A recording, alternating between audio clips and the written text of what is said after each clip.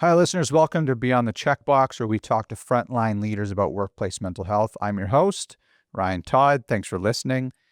Today, we had an awesome episode with Kin Choi, who is the VP HR at Algonquin College. And this is a large post-secondary institution. These institutions have gone massive change largely because the government has restricted immigration, and that used to make up a lot of the population that would go to these colleges. So what did we talk about with Kin? Well, he has years of experience he used to work and sell employee assistance programs. So he's been in mental health for like 20 plus years. He used to work with the military, Department of National Defense. Now he's worked in post-secondaries and had a prolific career in HR. And so we tapped into a little bit of what are the mistakes? How have you gone about your career? How have you managed change was a core theme that we talked about. And I loved his perspective on this. I also loved his perspective on employee assistance programs and this whole mental health paradigm that we've gotten ourselves into over the last 40 or 50 years. And how do we get out of it? How do we change? How do we shift towards something that's better? This was an awesome episode. I hope you can take in the whole episode, and we're going to be posting some of these clips on LinkedIn because there's some really powerful notes that came from Kin, and I really appreciate him joining the show. As always, thanks for listening. I really appreciate you joining in, and welcome to the podcast Beyond the Checkbox. I'm Dr. Ryan Todd, a psychiatrist with over a decade of experience. And in this series with leading experts, we will explore the complexities of mental health, breakthrough therapies, and today's hottest topics.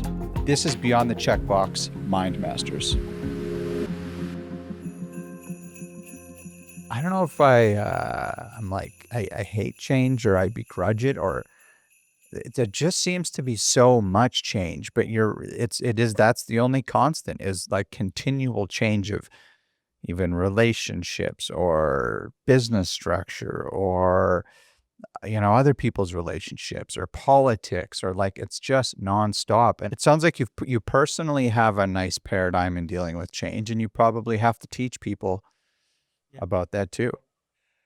Well, I don't know if I have a great paradigm that works for everybody. It works for us. Change can be very, very much daunting. So I put that out there for everybody to kind of grasp and think about. I think once upon a time, like change happens every day, right? So, the color of your tie, your sweater, whatever, those are kind of changes that we can all, kind of embrace. And then it kind of gets incremental to all the big changes to family and death and taxes to, career and homes and that type of thing.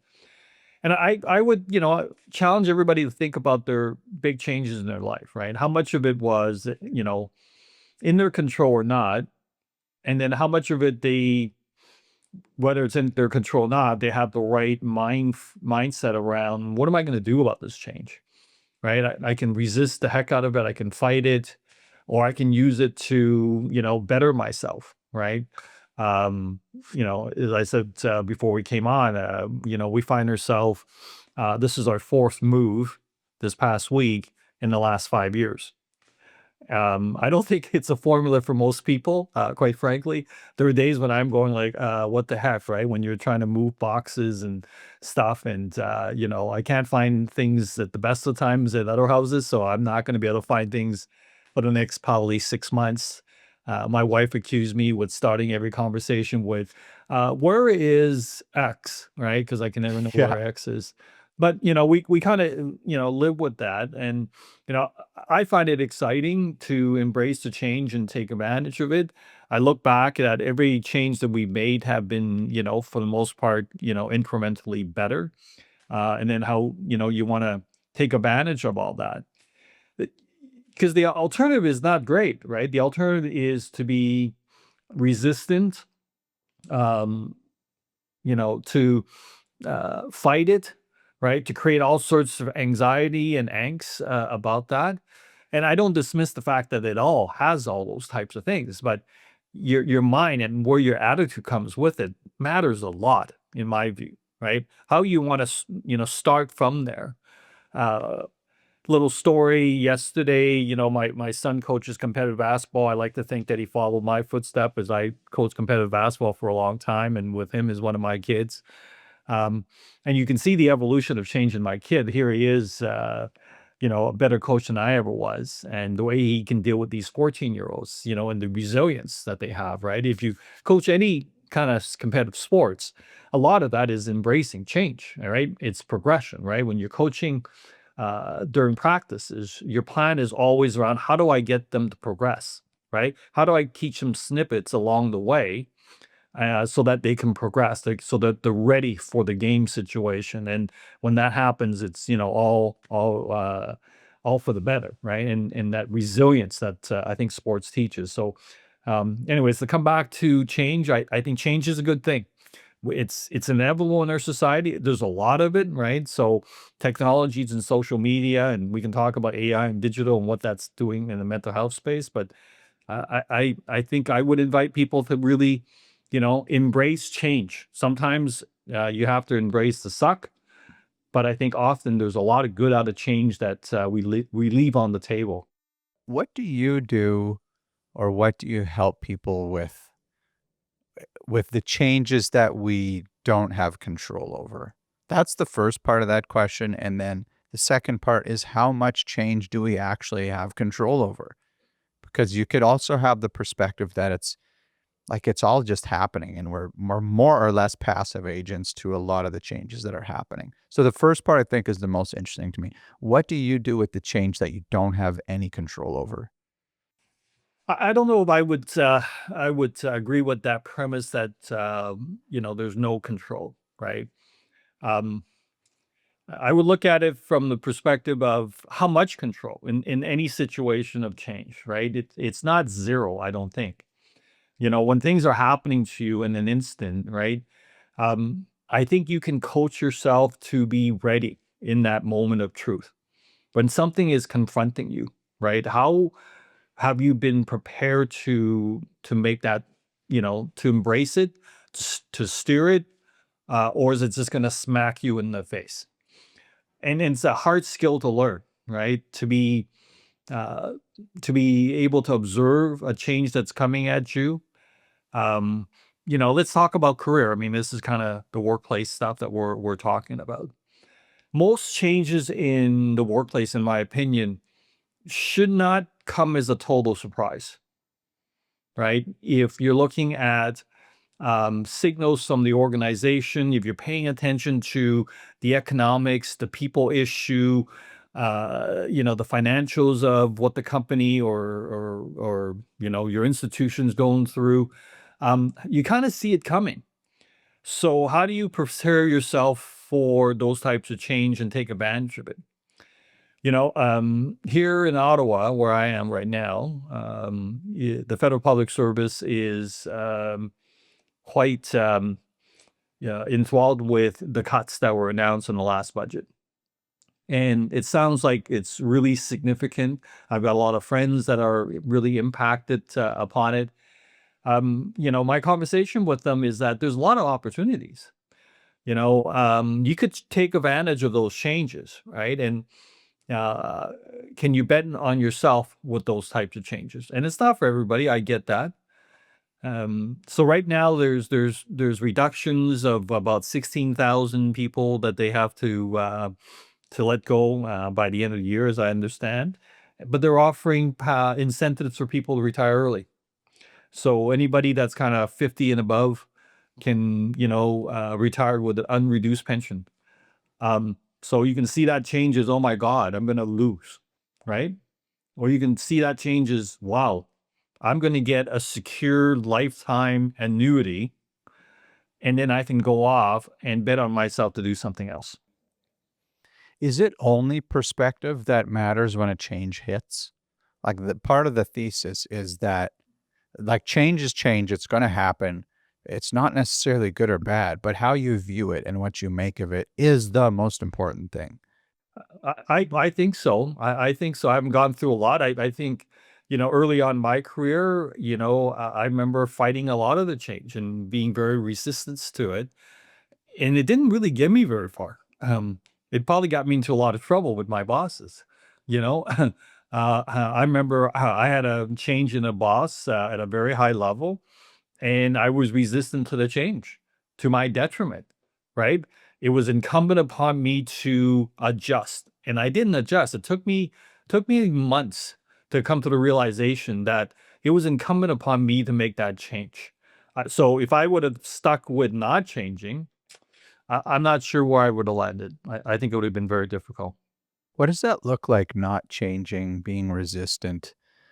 What is that? And you've brought up a couple of examples of previous work experience, but what does it look like? And maybe even more to that, what does it feel like to not change or be rigid or not be adaptable? Well, if I use some real life examples, when I was working at National Defense, it was probably the most challenging job. I loved it, but at the same time, it almost killed me.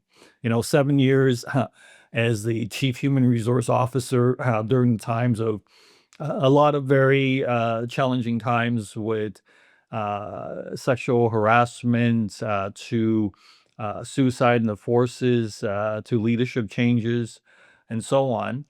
I think the what it looks like if you don't change and you kind of see things happening is you get sued for over $1 billion for sexual harassment and discrimination. That's kind of what it looks like. So if you're leading institutions and you see these types of things and you don't lead that change, it leads to, over $1 billion for a class action lawsuit. That's what it kinda looks like. Yeah, that's traumatic and a lot. And yeah, do you see people like in your work? Do you This is not a great way to ask the question, but are you able to pick out who is more adaptable to change or who have those traits? Because I imagine you coach a bunch of different people through change and the massive changes that have been your institution has been going through currently. But are you able to pick out who is more adaptable or flexible, malleable or not? Yeah, I think, studies will tell you that, you got your, front runners, right? The early adopters, kinda that 5-10% depending on the organization. Then you also have the other end of it, probably similar numbers, maybe a little bit higher, 15% that will resist it and kinda, will never wanna change. It's that malleable middle, right? That I would encourage people to figure out how do you get that group of people, the early adopters, right? You can ride them and use their energy to lead, but if you only get those folks, you're not your institution's not going to change, right? You make some marginal growth, you see some good impacts, but it's not sustainable, right? What you get is regression. What you get is, in some instances, recoil to that change. And I've seen that many times in organization, and for all sorts of reasons, right? People are very very dynamic in that way. The change strategy is really you need to focus on the energy of how do you get that middle, right? Be it, 50, 60, 70% of your organization. How do you bring them along? What's the engagement plan for that change? Where's their, sense of value and security to adopt those changes? And that's really, really the hard part, especially when you have big institutions. And especially when you have institutions that are not just on their own, right? You've got governments that have multiple layers, right? The politics and bureaucracy to where I am today with post-secondary institution, right? So, one of the interesting things about post-secondary institution, most people say, hey, you're part of the public sector. We are, but at the same time, we're very different as well, right? Because we have to compete, right? We have to act like a private sector in many ways to make sure that we're meeting the bottom line. So, leading the change of bringing everybody along, and where I've been working, you got lots of different stakeholders. When you've got lots of unions, I've been, national defense, I had 11 unions that were partners. To now, I have it's one big group with OPSU, but certainly they're the different components that we have to partner with to make those changes happen. I've been looking forward to asking you this particular question because I I have like some experience on the individual level as a psychiatrist, and then some experience as a leader with Headversity. But do you think it's easier for people to accept change when it is involuntary? Like this government body or this powerful group says we have to change and we have no choice but to change. Is that easier for people? Or is it easier for people to say, Look, we have incomplete data. We maybe have a couple people making some decisions that are gray zone, and we think we need to change." In your experience, what's the easier, I don't want to say narrative or message, but what do people cope better with in terms of that change? The one of the ways I'm thinking about this is with, and it's kind of a dark example, but as psychiatrists, we're one of very few groups that have the legal authority to involuntarily mandate someone to seek treatment, or in the case of certification, to have them hospitalized. Like there's like police officers, judges, and psychiatrists are really the only groups that can legally have that power. And sometimes when somebody's really unwell, we take that responsibility away from them and we say, we are going to hold that responsibility. And that's involuntary. And I sometimes feel like people cope with that better than to say, it's my opinion as a psychiatrist. I think maybe you should come in. So, and your institution is going through a lot of change. So I'm wondering, is it easier for people to cope with involuntary change? We got to change. We have no choice. Or kind of gray zone. It might be voluntary. We might have a middle way here. I think a lot will depend on the context, and the complexity of the environment, and if it's and how big of the crisis, yeah, is around them, right? We've lived through a lot of that, with things like COVID, with what we're seeing with the US right now. Um, so all those things prompt a certain reaction. And they're not, so in the moment of a crisis, having lived through a crisis, people will respond, um, and they'll have a more deference to authority. But once that passes, your legitimacy to drive a certain change becomes very questionable, especially in the world we have today. One of the observation we have is that, as the population grow more and more, you have more polarization, and you have more weight of different groups. So even though as a percentage, certain groups are a small percentage, but in real numbers, they're still significant.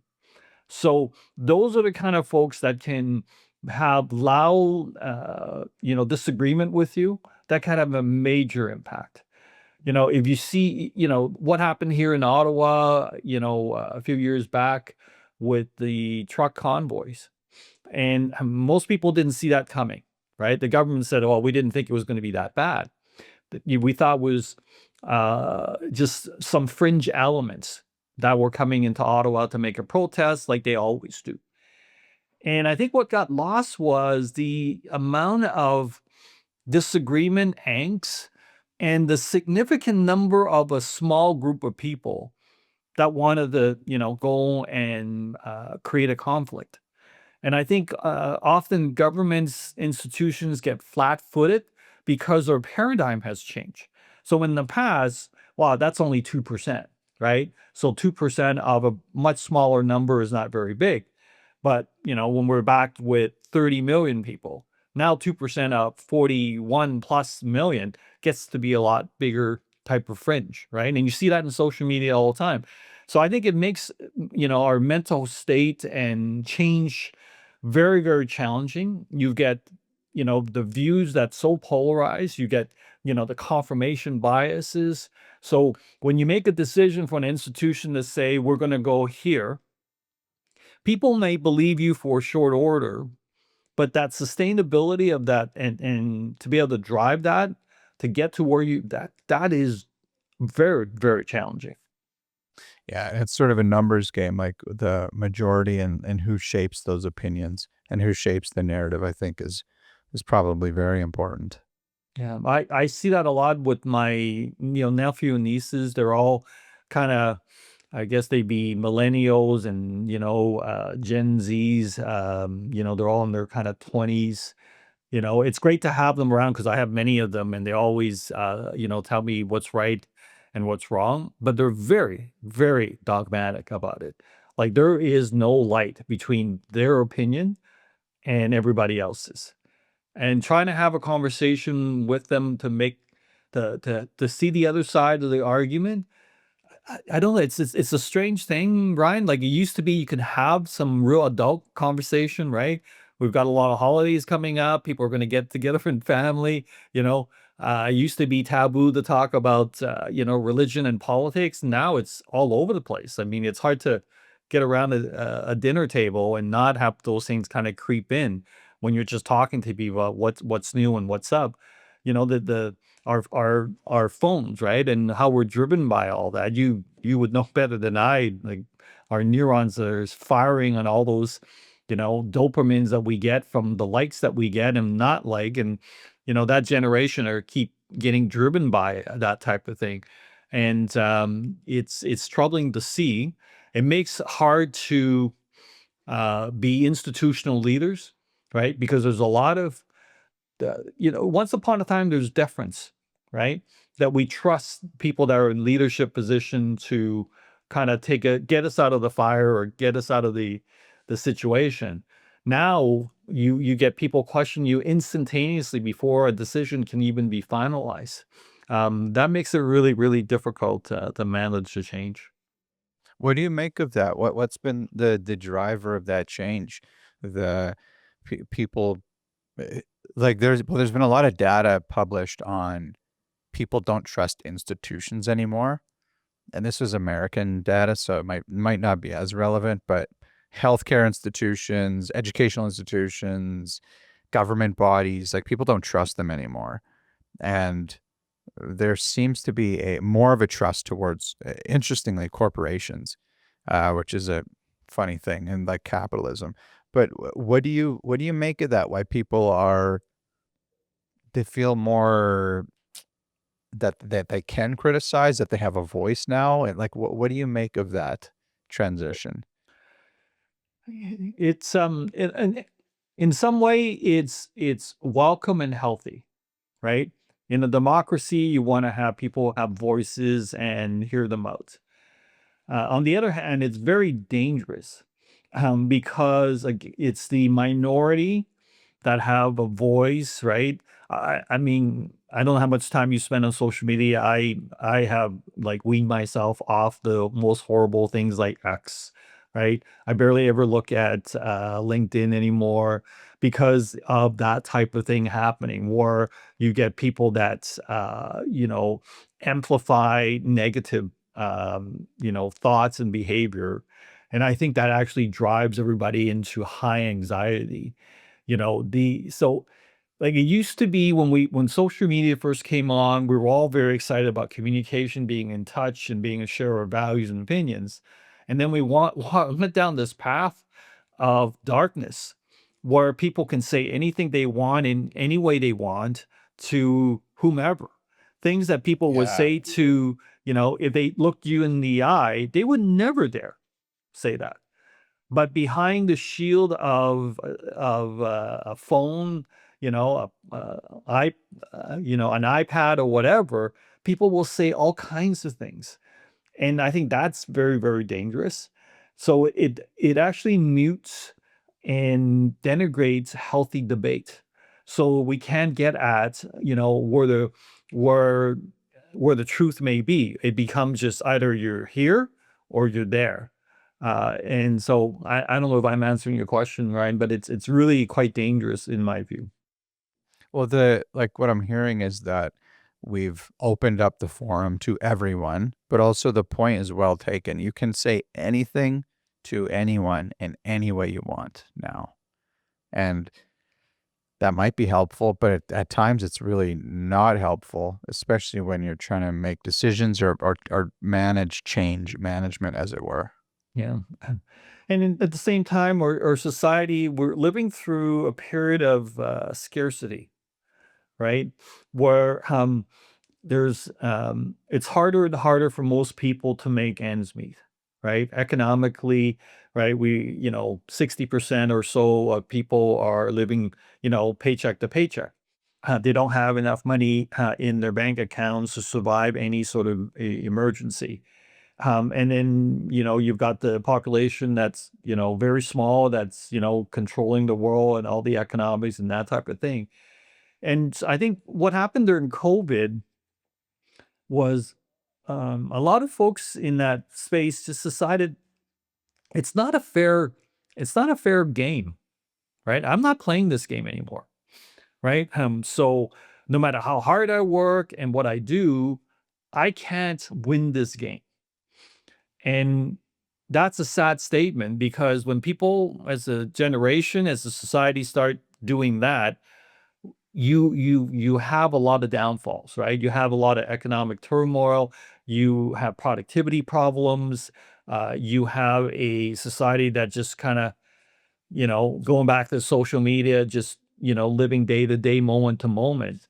And I think that that's probably been the most long lasting, dreadful part of what we've lived through with COVID. Um, so I think institutions and governments and so on need to find a way to re-engage people, and have that sense of citizenship. Well, let's talk a little bit about the education system post-secondary, because the changes have been, man, I don't think there's, especially in Canada with restriction of immigration, I don't think there's been any industry that's been quite as impacted, if we want to call it an industry. And you're seeing that at the ground level, like you're dealing with folks day to day. What changes have been the most difficult to process, and how have you been working with people to process all this change? Well, we're struggling with that, quite honestly. It's a change that, we saw it coming, but it also happened very, very suddenly, and very, very dramatically. So, in my opinion, the policy whiplash, right, based on not necessarily strong data, but based on popular belief, meant we were going to cut off immigration. And well, you see the effect that it has globally. For us, as in a college environment, it's a real struggle when our enrollment all of a sudden drops dramatically. And trying to find ways to meet those gaps. It's been a real struggle. We haven't gotten there. We try to remain optimistic in terms of both federal and provincial policies to see where we end up with. But it's been a struggle. I think we'll continue to struggle for some time. As government have to look at their policy overall. One of the things I would say, again, I'm not necessarily an expert in this area. This is just my opinion, having worked in this area and working with the feds. You know, um, the view of Canada as a most preferred immigration landing spot, I'm not so sure that the world feels that way. I think there are a lot more choices for people of where they want to come and where they want to be part of. And I think we got some work to do, right, to make Canada to be as attractive to folks. Our immigration process is very, very cumbersome. I don't know if you ever, spoken to anybody that's gone through it and how that works. I was speaking to somebody the other day about the hurdles that you go through. You apply, right? We make people, show all sorts of private things in their lives to prove they're worthy. And then you don't know. You don't know if it's been accepted. You don't know where it is. You get random kind of, hey, we need more information from you out of the blue. And then you hurry up and get that. And then you wait, right? And it's often years of a process, and your life is, put on hold for people. So when they, finally do get here, I don't know if it's a joyous moment or it's relief or whatever that may be. So the whole immigration environment, I think it's changed. For a country that's made up of immigrants. the way we look about and feel about immigration, I think that's all alter. I mean, there's a whole bunch of polls that will show you that most Canadians are not positive on it anymore. And I don't know what most immigrants are thinking right now, but my sense is that they're not all that positive on Canada either. Yeah, I don't know when that changed, but there's definitely a palpable change in what used to be very accepting of diverse cultures coming into the country, lending a hand, lending their skill set. That sentiment, well, data would show that that has changed in the country significantly. And I'll reiterate, I don't think any industry has been more impacted than post-secondary institutions. And it seems like you have to almost reimagine what a post-secondary institution is, like this credentialing for professions and jobs that you can go out and get after a 4-year cycle. Like that seems to be that will eventually be somewhat antiquated, and I don't know how these institutions change or modify. Like, you're always going to need, people who take a 4-year degree, diploma, technical certification. You'll always need some of that, but the amount that it's needed seems to be decreased. I don't know if that's true or not, but it seems like that. And then the inflow of people actually being educated at your institutions has been halved over the past 2 years. So that change has been massive, and I don't know how people are dealing with that. So I would add to your view, Ryan, that um, yes, post-secondary institutions have been impacted on the sort of more immediate front. But if you look at industry, right? If you track our students, right, and where they end up being, right? They're in the trades, right?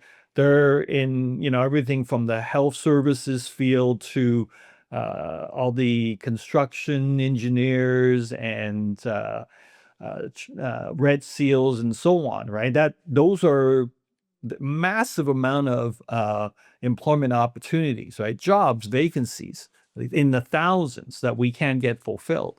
So the short-term policy whiplash, I would call, is having effect on the economy because we can't get people, right? So the irony of it all is we did a lot of this for so-called, housing challenge.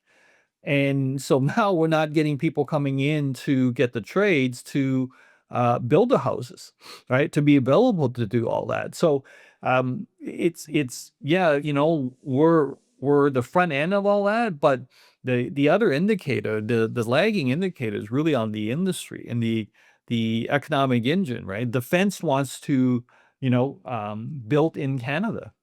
Well, how the heck are we going to do that if we don't have a manufacturing base nor a skills base to do those type of thing, right?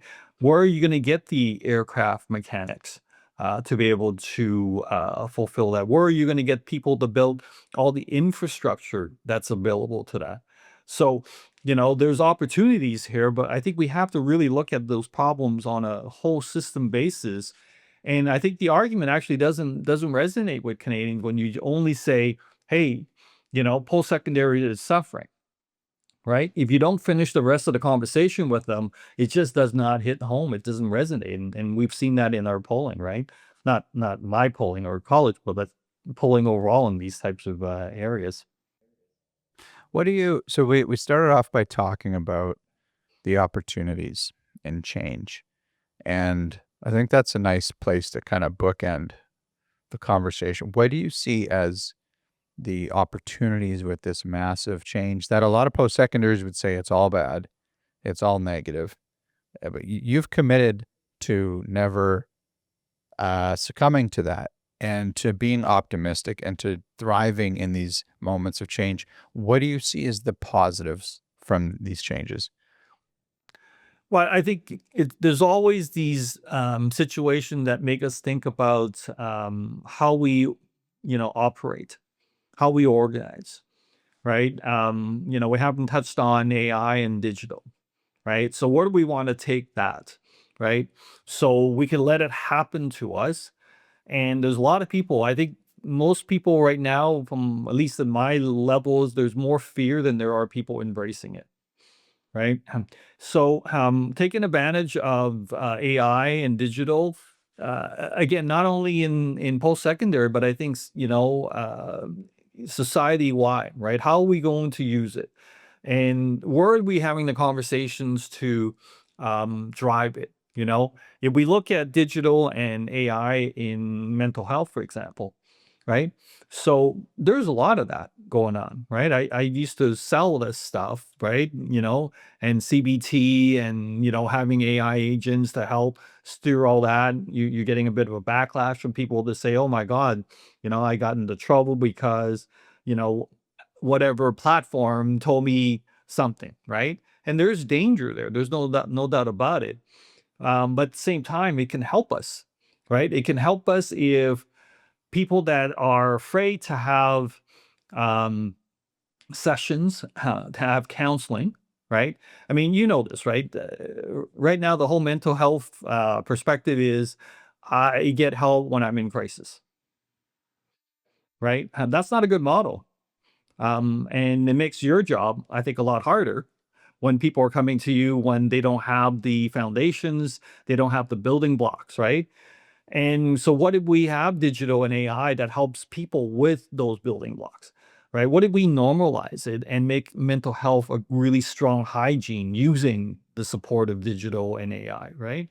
I always find it funny that, we take care of our teeth, right? We get reminded, right, to do all this, and we go. Good people, we go. And, I mean, I just had some root canal done. I can't say I enjoyed it, but here I am. I'm doing it, right? But when it comes to mental health, which is so, so important, I've tried many times in the jobs I had to make mental health front and center, and we made a lot of progress. Don't get me wrong, but boy, there's so much more we can do. Getting people to make this into a habit, make it into a monthly, bi-weekly, weekly sessions that they can have. You know, um, I work for institutions now, both at the federal, private, and now at the college, where we offer almost $5,000 annually for counseling sessions, but there's very little take-up, right? Why is that the case? And we offer Employee and Family Assistance Program, EFAP or EAP, as people would know, right? But we haven't revamped it. It's been, 30, 40 years of the same program. The take-up rate are very, very low. So why do we still do the same thing, right? What is the definition of insanity? So I know when I was selling it was a great model because we would make a lot of money on so-called PEPA model, right? How many people in your universe? And we count on less than 10% of them actually signing up, and then about 10% of those folks are actually will have service. But we charge for the whole universe, right? So it's that kind of model. If we would turn things around and create different, again, pathways for people.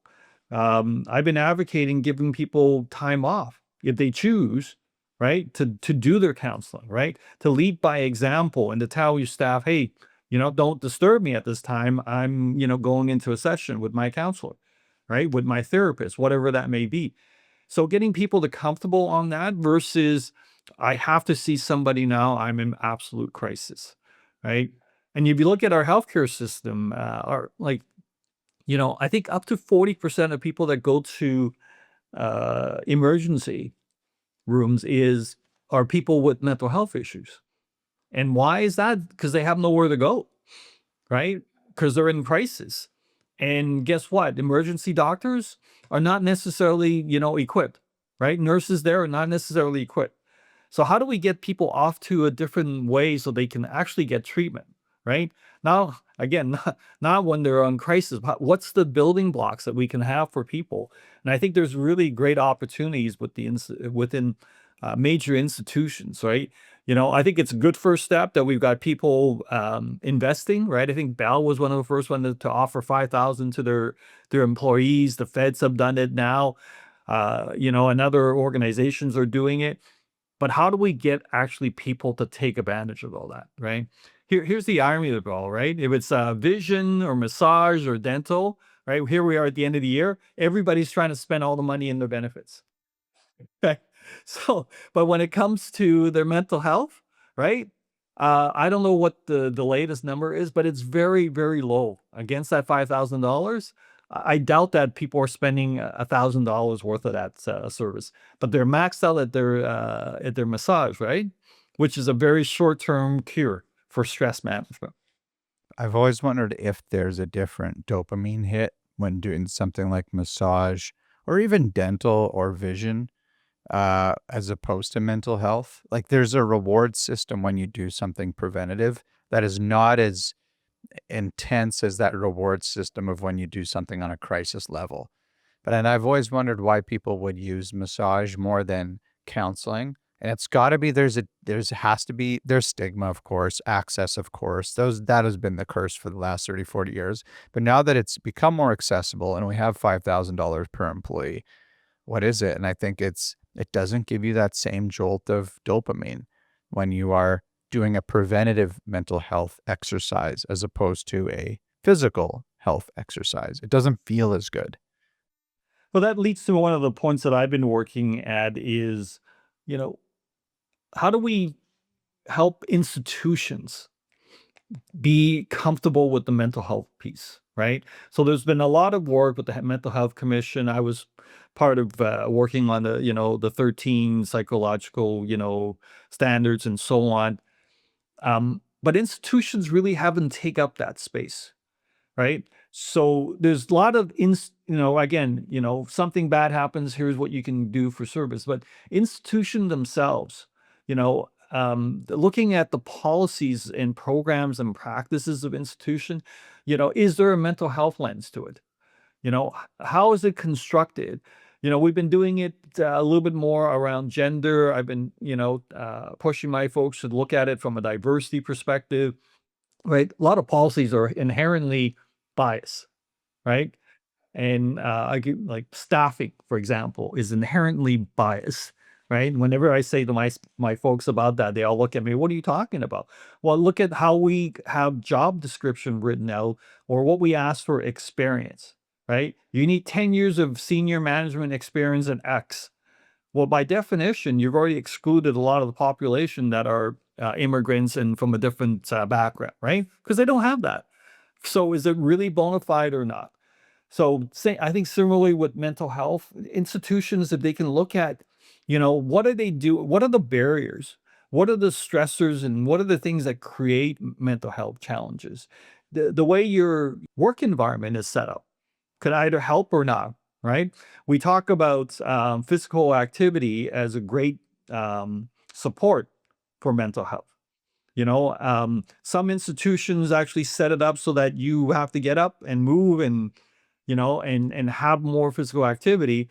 Whereas I would say, if I don't make a perfect, if I don't make a conscious decision, I could be sitting on my butt the entire day, right? And that doesn't help as well. So educating people more on that from an institutional perspective, changing our program practices and policies in our workplaces, that would go a long ways. And so, but it's hard to do. It's hard to do. There's so many policies that we have in place, right? When I was in national defense, I don't know how many policies we had, hundreds and hundreds of them. And often they Yeah. actually contradicted each other because one got written without knowing the other one was there type of thing, right? Yeah. So I think that's a great opportunities for us to do more work in. Amazing. Well, I just want to wrap up with one question. And I think I asked this a couple of times, and I think you'll have an interesting view on it. Do you think that AI will replace psychiatrists in the next 50 years, 50 years? I hope not is my kind of reaction to it For my instinctively. sake, thank you. So I can still have a job. I appreciate that. But I think it could help, right? I think it can help with, having availability of somebody you can turn to that's well kind of constituted. Okay. I say that not, I didn't say program, constituted, right? That's really built in, with an empathetic means, you know, I'm the kind of person I'd be comfortable talking to, what's a good name for an AI psychiatrist, right? Should it be a Ryan? Hey, Ryan, I have this issue, right? And if that availability is there 24/7, no matter where you are, and it helps people, what is wrong with that model, right? Similarly with any kind of, health services, if I can go turn to somebody and say, I woke up in the middle of the night and I have this ailment, what is wrong with that? But at the same time, we are humans, and having that connection, that contact, right? Where we're not there yet. Maybe we'll be there in, I know, what did you say, the horizon, 30, 50 years? Well, I'll be gone, but, you know, maybe we'll have that. And I don't know if that's going to be good or bad. So again, I go back to my initial reaction. I hope not. But at the same time, I think there's a lot of opportunity for us to help people out, right? To be available. It's that access. And, I find a lot of people when they're ready to have that help, and if you ever phone some of the services to try to use some of the services, I don't know when the last time you tried to do that, it's not easy, right? You're in crisis and they make you go through a whole bunch of things, right? I remember trying to help a friend of mine last year who came to visit me, and he was in crisis, right? He was bipolar. He was having a major episode. He was not himself. I tried to help and find ways to, get him the help. And what we have here in Ottawa, it was a lot of bureaucracy. It's the system is built to support the programs, not the individual that needs it, or somebody that wants to help that individual. Yeah. Yeah. That's very well said. And hey, I just want to thank you for taking some time today to share these views with us.